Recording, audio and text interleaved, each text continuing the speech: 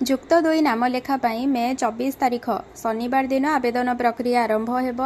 Online ମାଧ୍ୟମରେ ଏହା ହେଉଥିବା ସମୟରେ ଏହି ଆବେଦନ ପ୍ରକ୍ରିୟା ଆସନ୍ତା ଜୁନ୍ 30 ତାରିଖ ଯାଏଁ ଜାରି ରହିବ। ଛାତ୍ରଛାତ୍ରୀମାନେ ସାମ୍ସ ପୋର୍ଟାଲରେ ଆବେଦନ କରିପାରିବେ। ଏଥିପାଇଁ ପିଲାମାନଙ୍କୁ www.samsodisha.gov.in କୁ ଯିବାକୁ ପଡ଼ିବ।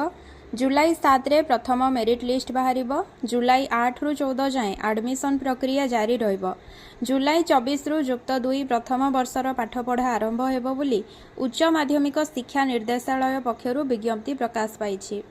ସୂଚନାଯୋଗ୍ୟ, ରାଜ୍ୟରେ ଥିବା 1600ରୁ ଅଧିକ ଉଚ୍ଚ ମାଧ୍ୟମିକ ବିଦ୍ୟାଳୟ, ଯୁକ୍ତ 2 କଲେଜ ସମେତ ସେଲ୍ଫ ଫାଇନାନ୍ସିଂ କଲେଜ, ଉପଶାସ୍ତ୍ରୀ ଓ ଧନ୍ଦାମୂଳକ ଶିକ୍ଷା କଲେଜରେ ନାମଲେଖା ପାଇଁ ବିଜ୍ଞପ୍ତି ପ୍ରକାଶ ପାଇଛି। ମେ 24ରୁ ୱେବସାଇଟ୍ରେ କମନ୍ ଆପ୍ଲିକେସନ୍ ଫର୍ମ CAF ଉପଲବ୍ଧ ହେବା। ଏହା ସହିତ ଜୁନ୍ 30 ତାରିଖ ପର୍ଯ୍ୟନ୍ତ ଛାତ୍ରଛାତ୍ରୀମାନେ ଆବେଦନ କରିପାରିବେ। ଛାତ୍ରଛାତ୍ରୀମାନେ କେବଳ ଅନଲାଇନ୍ରେ ଆବେଦନ କରିପାରିବେ। ଅଫଲାଇନ୍ରେ କୌଣସି ଫର୍ମ ଗ୍ରହଣ କରାଯିବ ନାହିଁ।